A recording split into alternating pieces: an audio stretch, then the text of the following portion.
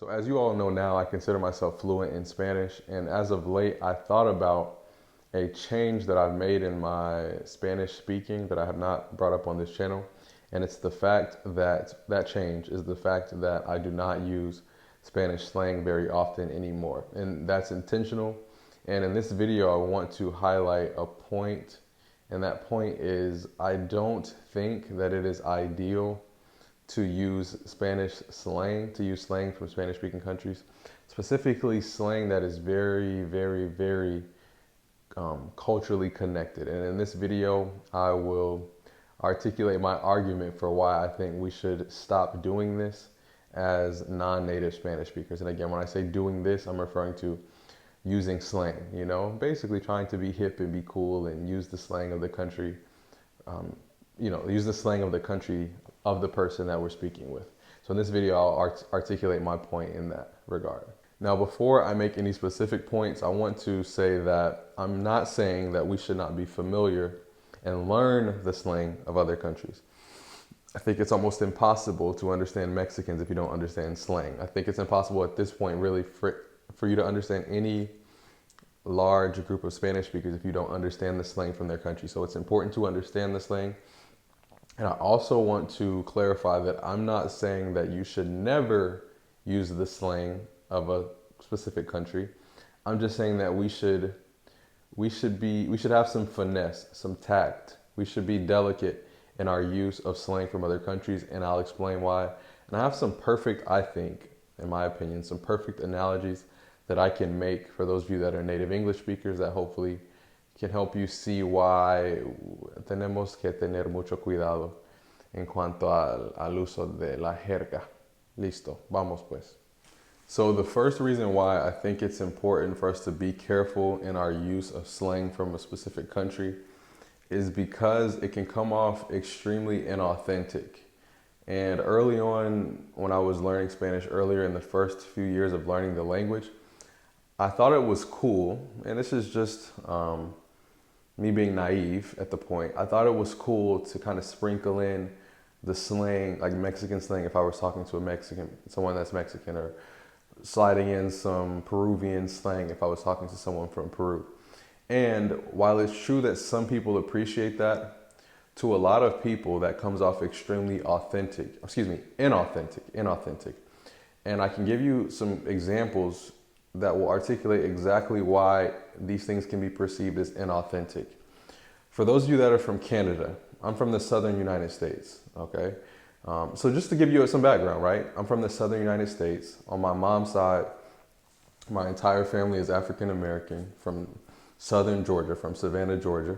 On my dad's side, my family is from Trinidad and Tobago, right? So that's my cultural and ethnic background. From my perception of Canada, the way English is spoken as Canada, is them. I view them as saying a lot. I perceive their accent a certain way, and so think about this, right? If I go to Canada, and I'm like, "Where's the Timmies, eh?" Like I can't. It sounds so inauthentic and cringy to even do that. If I'm just walking around like, "Yeah, man, like where's the Timmies, eh? I heard Timmies is great out here, eh?" People from Canada that can perceive that I'm not from there, sure, some people might view it and think, oh, how flattering. This guy knows a little bit about how we speak. Sure, some people may take it that way, but to a lot of people, they may not get insulted. They may not have any vested interest in me imitating the way that I perceive that they speak, but it's just inauthentic. It's just weird. It's just odd. It's like, you're from Georgia in the United States and from the South. Like, why are you trying to talk like us, especially if the person that I'm speaking with in this hypothetical situation doesn't even speak that way? It's odd. It's odd. It's just as odd for those of you that are from New York. If I go to New York, again, being from Georgia, and I'm walking around like, yeah, get out of here. What are you talking about? I can't even imitate a New York accent, but you see how comical and almost idiotic that is for me, authentically being from the southern United States, having family that's southern in the U.S. and Caribbean. How odd that would be to be acting that way up in New York, or if I go to LA, you know what I mean? It's just odd. It's odd. And so I have seen in many instances where native English speakers that are learning Spanish are like trying to be hip and be cool and like, Yahweh, que pasa way to Mexicans, or like, que papito, que más par. It's like some people can pull it off, and it also depends. I'm rambling a little bit here, guys, but if you're with someone that you know that's from that culture, que lo hagas, right? In that case, it's not seen as inauthentic. But like walking up on a random person in the street in Mexico City and saying, "Que onda, wey? Que chido es ese sitio?" It's just I had an English accent speaking Spanish right there. But that's how odd and inauthentic it comes off to me, right? The people that have those very strong English accents are usually the ones that are just extra in their attempts at using culturally specific Spanish.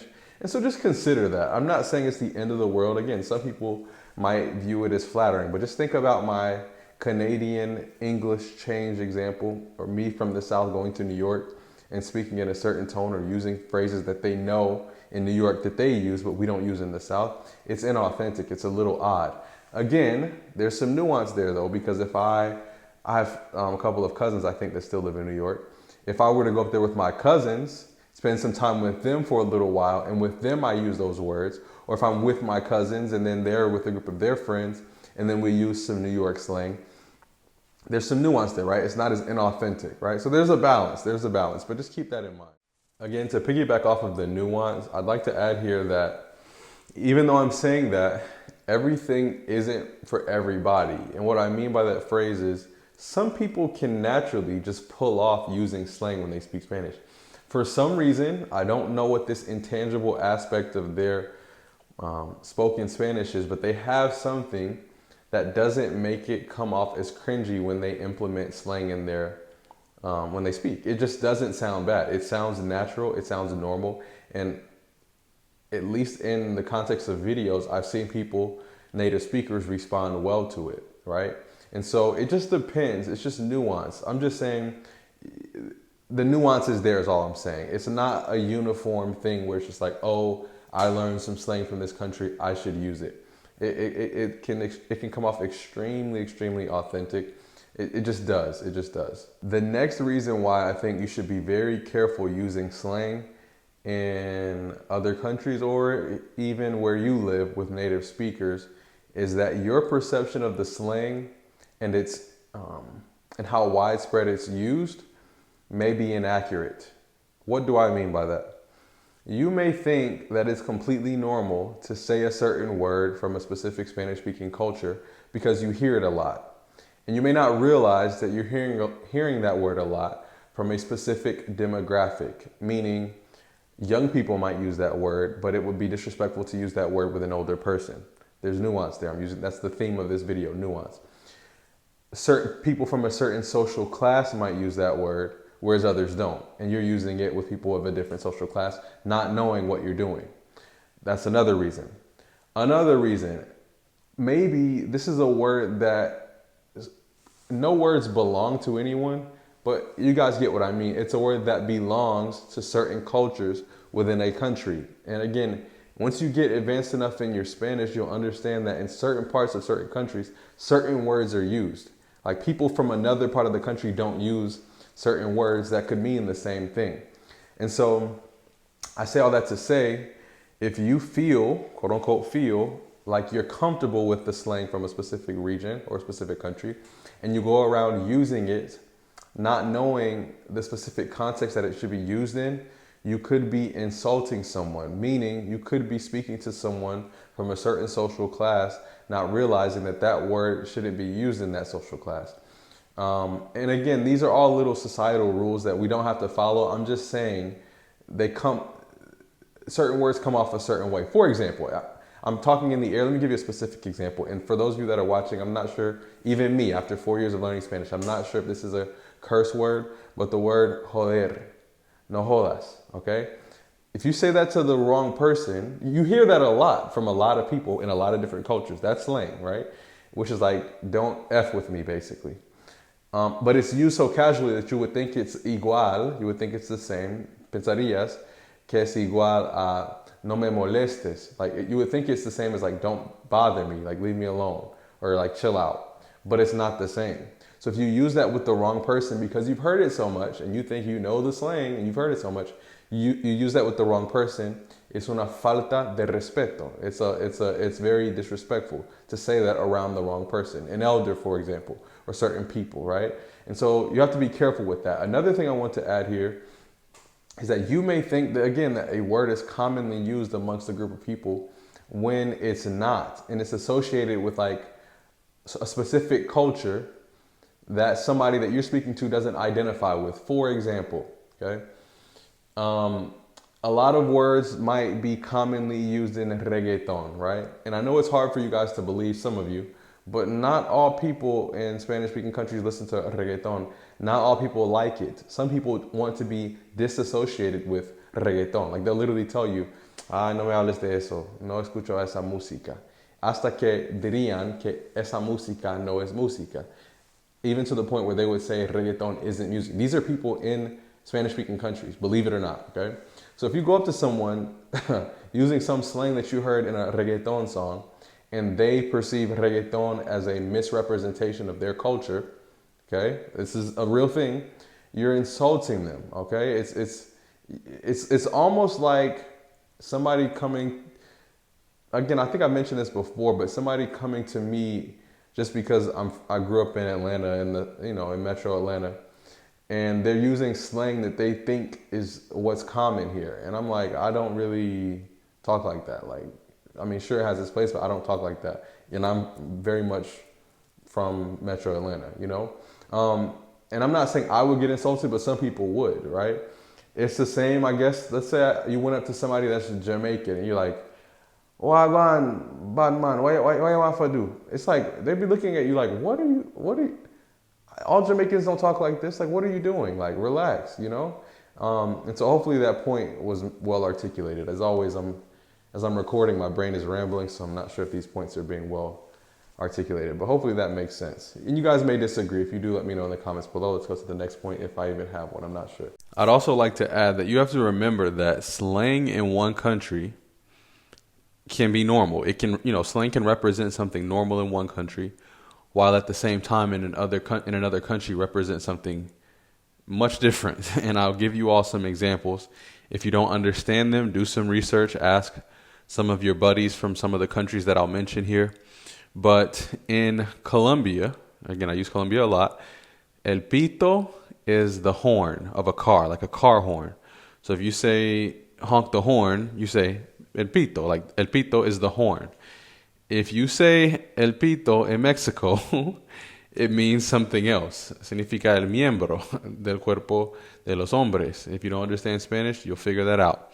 Okay, so you have to be careful. I think I've used this example not in an actual video, but in a live stream that I did with Quick Temper, Jalen. Those of you that watch my videos, you should know him. I mentioned that because I'm so accustomed to speaking in Colombian Spanish and hearing Colombians speak Spanish, I picked up the word coger, which means like pick up. It can mean pick up, it can mean get on, it can mean grab, it can mean a lot of different things. It's like the word get. It's similar to the word get in terms of it being a kind of a verb that has multiple uses. Either way, that verb coger in Colombia means that. If you use that with Central Americans or Mexicans, it means something very different, and it's a very strong curse word. So again, with slang, you have to be careful. I know you all know that. I just want to emphasize that here. The third reason why I say you should be careful, be a little cautious with using slang, is that a little bit of, how can I say this? A little bit of fake ignorance, follow me, a little bit of fake ignorance can go a long way when it comes to building social connections. And so what do I mean by this? We can deny it, but we all love to share things about our culture. And we particularly like when someone that doesn't know anything about our culture gets exposed to new things, right? So if you want to get someone connected to you, excited to speak with you, ask them about their culture, ask them about things that are deeply rooted in their culture. One thing that's deeply rooted in people's cultures are their languages. And so what I have found is that native Spanish speakers, they love, and this is not them in particular, we're just on the journey of learning Spanish. They love explaining what different phrases and different words mean to you. They love it. They love it. Just like I love when people come to Atlanta and they don't know what this word means, or they don't know what certain Southern phrases mean. We love sharing that cultural exchange. It just makes us feel good. It's a good feeling to be able to explain, like, oh, no. Down here, when someone says that, it means this, right? I remember learning, again, to most of you in the North, this is normal. But like in the Midwest, when I found out that soda was called pop, I'm like, that's insane. And the person that taught me that from Michigan, he was so excited to teach us about what it's like growing up in Ann Arbor, Michigan. So my point is, if you go around, again, this is a minor point, right? But if you, again, we want to be familiar with the slang. We need to know the slang. But holding off on using it allows people to share their culture a little bit more with you. You want them to know that you know about their culture, but you want to leave some things in the dark so that they feel comfortable explaining them to you. And I know this almost seems like some kind of psychological game or something, but it's not. It's almost, how can I phrase this? It's almost linguistic and cultural courtesy, right? Just give people the opportunity to explain some things to you. I can't tell you how many times. And again, you may disagree. This is just a part of my personality. So this point might be personalized, but at least I think it can still provide some value for the video. I can't tell you how many times I've been speaking with someone from, you guys know I speak to a lot of Colombians. It's not for any reason other than I just like the culture and the way that they speak. So I'll be speaking, and at this point, 4 years now, I'm not saying I know everything, but I know a lot about the language in terms of slang and the culture. But I can't tell you how many times I'll meet a Colombian and they'll be like, you know what no des papaya means? And I'm like, oh, I've kind of heard of it. Lo he escuchado unas veces, right? I'll just say I know exactly what that means, right? But I'll just say, yeah, I've kind of heard about it. And their eyes light up and they started going and explaining, right? And it lends itself to creating new relationships, right? And so part of this last point is when you go around, it's almost like it's not, but the best way that I can describe this is almost like a linguistic arrogance towards people's culture. When you go around using their slang and like talking like, yeah, just like going around con la parla, right? That's another slang word in Colombian Spanish.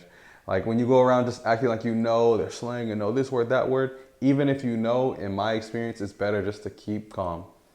Que te quedes callado, okay? Because it just helps people open up and feel comfortable telling you and teaching you and things like that. Again, that third point is not as profound, but it's a little hack that can help you a lot. It can. And so, yeah, hopefully this video explained why there are some drawbacks to using slang. Again, I'm not saying you should not use slang. For some people, for people that I know in particular, and again, I'm just using Colombia because I know more slang from Colombia, but I'll even do this with Mexican Spanish at times. For when I'm speaking with people, unless I know the person super well, I am not going to be using their slang. Once I know the person and they know that we have a vested interest in each other, they know that I'm authentically myself and that I'm just experimenting with their slang, then I'll drop a couple of words in. But even then, I'm in no way ever trying to be perceived as a Colombian, right? And I have another video that's going to come out that's titled Why You Can Never Really Be a Native Spanish Speaker. I don't care what you think. I don't care. And that's an argument that I'm going to stick on. I don't know anyone, I don't care how high their language learning skills have gotten, that eventually gets perceived as a native always, okay? Like a sheer native. It can happen, but I'm just saying always, a lot of times people can smell it. They can tell. But either way, again, I'm rambling here, guys. Hopefully that made sense.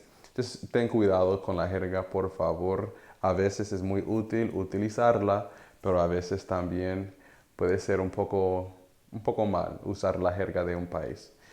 Que este video te haya servido y que sigan viendo mis próximos. Chao, chicos. Hasta luego.